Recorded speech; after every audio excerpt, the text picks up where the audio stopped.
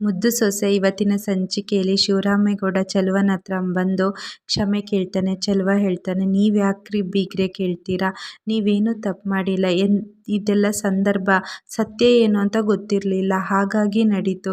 ಈಗ ನನ್ನ ಮಗಳು ಏನೂ ತಪ್ಪು ಮಾಡಿಲ್ಲ ಅಂತ ಗೊತ್ತಾಯ್ತಲ್ಲ, ಅಷ್ಟು ಸಾಕು ಅಂತ ಹೇಳ್ತಾರೆ.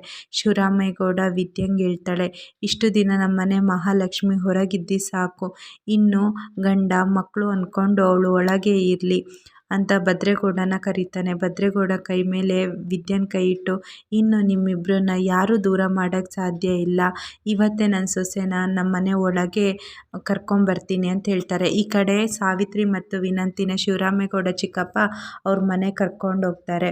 ಶಿವರಾಮೇಗೌಡ ಚಿಕ್ಕಪ್ಪ ಕೇಳ್ತಾರೆ, ನಿಮ್ಮಿಬ್ಬರಿಗೆ ಏನು ಪಶ್ಚಾತ್ತಾಪ ಕಾಡ್ತಾನೆ ಇಲ್ವಾ, ನನಗೆ ಈ ವಿಚಾರ ಕೇಳಲೇ ಇದನ್ನು ಅರಗಿಸೋಕ್ಕಾಗ್ತಿಲ್ಲ, ಆದರೆ ನಿಮಗೆ ಏನು ಅನ್ನಿಸ್ತಿಲ್ಲ ಅನ್ನೋಷ್ಟೊತ್ತಿಗೆ ಸಾವಿತ್ರಿ ಹೇಳ್ತಾರೆ, ಆಗಿದ್ದೆಲ್ಲ ಆಗೋಯ್ತು ಚಿಕ್ಕಪ್ಪ, ಆದರೆ ನನ್ನ ಮಗಳು ಜೀವನ ಈಗ ಹಾಳಾಗಿದ್ದಲ್ಲ, ಅದನ್ನು ಯಾರು ಸರಿ ಮಾಡ್ತಾರೆ ಅಂದಾಗ ನಾನು ಶಿವರಾಮೇಗೌಡನ ಜಾಗದಲ್ಲಿ ನಿಂತು ಕೇಳ್ತೀನಿ.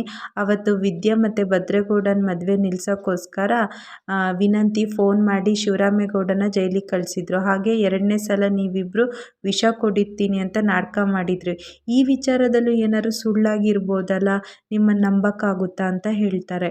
ಈ ಕಡೆ ವಿದ್ಯಾನ ಮನೆ ತುಂಬಿಸ್ಕೊಳ್ಳೋಕ್ಕೆ ಎಲ್ಲರೂ ತಯಾರಿ ಮಾಡ್ತಿರ್ತಾರೆ. ಅಮ್ಮಮ್ಮ ಹೇಳ್ತಾರೆ, ಬಲ್ಗಾಲಿಟ್ಟು ಒಳಗೆ ಬಾ ಅಮ್ಮ ಅಂತ ಹೇಳ್ತಾರೆ. ಈ ಕಡೆ ಶಿವರಾಮೇಗೌಡ, ಯಾರು ಈ ಶಾಸ್ತ್ರನ ಮಾಡಬೇಡಿ, ಎಲ್ಲ ಇಲ್ಲೇ ನಿಲ್ಲಿಸಿ ಅಂತ ಕೇಳ್ತಾರೆ. ಮೌನ, ಏನ್ರಿ ನೀವೇ ತಾನೇ ಸೊಸೆನ ಒಳಗೆ ಕರ್ಕೊಳ್ಳೋಣ ಅಂತ ಹೇಳಿದ್ದು, ಈಗ ನೋಡಿದರೆ ನೀವೇ ಏನು ಬೇಡ ಅಂತಿದ್ದೀರಲ್ಲ ಅಂತ.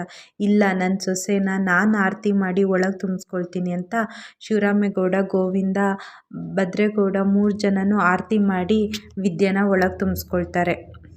ವಿದ್ಯಾ ಈಶ್ವರಿ ಮುಖ ನೋಡಿ ಒಂದ್ಸಲ ಅವಳು ಹೇಳಿದ್ಲು, ನಾನು ನನ್ನ ಮಾವನ ಹತ್ರನೇ ಮುದ್ದು ಸೊಸೆ ಅಂತ ಅಂದ್ಕೊಂಡು ಅವರೇ ಒಳಗೆ ಬಾ ಅನ್ನೋಂಗೆ ಮಾಡಿಸ್ಕೊಳ್ತೀನಿ ಅಂತ ಅವಳಿಗೆ ಚಾಲೆಂಜ್ ಮಾಡಿದ್ಲು. ಅದನ್ನು ಅವಳು ನೋಡಿಕೊಂಡು ನೆನ್ಪು ಮಾಡ್ಕೊತಿರ್ತಾಳೆ.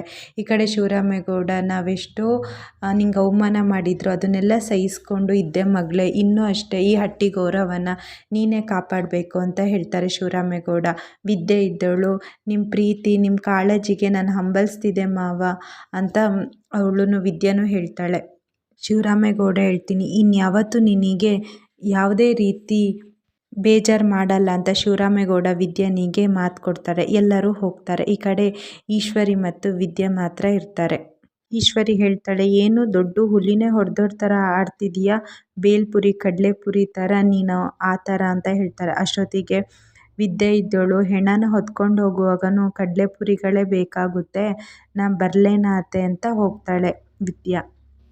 ಈ ಕಡೆ ಸಾವಿತ್ರಿ ಹೇಳ್ತಾಳೆ, ನೋಡು ಚಿಕ್ಕಪ್ಪ, ನಾವಂತೂ ಈ ವಿಚಾರದಲ್ಲಿ ಮೋಸ ಮಾಡಿಲ್ಲ, ಈಗ ಈ ವಿಚಾರನ ನೀನೇ ಸಮಸ್ಯೆನ ಬಗೆಹರಿಸಿ ಕೊಡಬೇಕು, ಇಲ್ಲಾಂದರೆ ನಾಳೆ ಸಂಜೆ ತನಕ ನಾನು ನೋಡ್ತೀನಿ, ಇಲ್ಲಾಂದರೆ ಎಲ್ಲಿ ನ್ಯಾಯ ಸಿಗಬೇಕೋ ಅಲ್ಲೇ ನಾನು ಸಿಕ್ಕಂಗೆ ಮಾಡ್ತೀನಿ ಅಂತ ಸಾವಿತ್ರಿ ಹೇಳ್ತಾಳೆ. ಶಿವರಾಮೇಗೌಡ, ಚಿಕ್ಕಪ್ಪ ಸ್ವಲ್ಪ ದಿನ ತಡಿ, ನೋಡೋಣ, ಅದ್ರ ಬಗ್ಗೆ ಮಾತಾಡೋಣ, ಮೊದಲು ಈಗ ಒಳಗೆ ನಡಿ ಅಂತ ಅವಳ ಮಗಳನ್ನ ಕರೀತಾರೆ. ಅಷ್ಟೊತ್ತಿಗೆ ಚೆನ್ನಾಗಿದ್ದೀರಾ ಸಾವಿತ್ರಕ್ಕ ಅಂತ ಕೇಳ್ತಾರೆ. ಹ್ಞೂ ಚೆನ್ನಾಗಿದ್ದೀನಿ ಅಂತ ಹೇಳ್ತಾರೆ. ಇವರು ಸ್ವಲ್ಪ ದಿನ ಇಲ್ಲೇ ಇರ್ತಾರೆ, ಅವ್ರನ್ನ ಚೆನ್ನಾಗಿ ನೋಡ್ಕೊ ಅಂತ ಹೇಳ್ತಾರೆ. ಆಯಿತು, ಅದಕ್ಕೇನಂತೆ, ಬಾ ಅಕ್ಕ, ಬಾ ವಿನಂತಿ ಅಂತ ಅವಳನ್ನ ಒಳಗೆ ಕರ್ಕೊಂಡು ಹೋಗ್ತಾರೆ.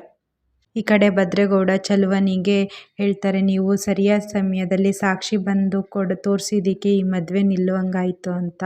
ಶಿವರಾಮೇಗೌಡನು ಚೆಲುವನಿಗೆ ಧನ್ಯವಾದನ ಹೇಳ್ತಾರೆ. ಈ ಕಡೆ ಚೆಲುವ ಶಿವರಾಮೇಗೌಡಿಗೂ ಧನ್ಯವಾದ ಹೇಳಿ ಈಶ್ವರಿಗೆ ಹೇಳ್ತಾರೆ, ನೀವು ಈ ಮದುವೆ ನಿಲ್ಲಿಸಿದ್ರಿಂದನೇ ಆಗಿದ್ದು ಅಂತ. ಅಷ್ಟೊತ್ತಿಗೆ ಈಶ್ವರಿ ಹೇಳ್ತಾರೆ, ಇಲ್ಲ, ನಿಮ್ಮ ಮಾತಲ್ಲಿ ಸತ್ಯ ಇತ್ತು, ಹಾಗಾಗಿ ಸ್ವಲ್ಪ ಮದುವೆ ನಿಲ್ಲಿ ಅಂತ ನಾನು ಹೇಳಿದ್ದು ಅಂತ ಈಶ್ವರಿ ಹೇಳ್ತಾರೆ. ಅಷ್ಟೊತ್ತಿಗೆ ಚೆಲುವ ಮತ್ತು ರತ್ನ ಅವ್ರ ಮನೆಯಿಂದ ಹೋಗ್ತಾರೆ. ಇಷ್ಟು ಇವತ್ತಿನ ಸಂಚಿಕೆಯಲ್ಲಿ ನಡೆದಿದೆ. ಈ ವಿಡಿಯೋ ಇಷ್ಟ ಆಗಿದ್ದರೆ ಲೈಕ್ ಮಾಡಿ, ಶೇರ್ ಮಾಡಿ, ಹಾಗೆ ಚಾನಲ್ನ ಸಬ್ಸ್ಕ್ರೈಬ್ ಮಾಡಿ.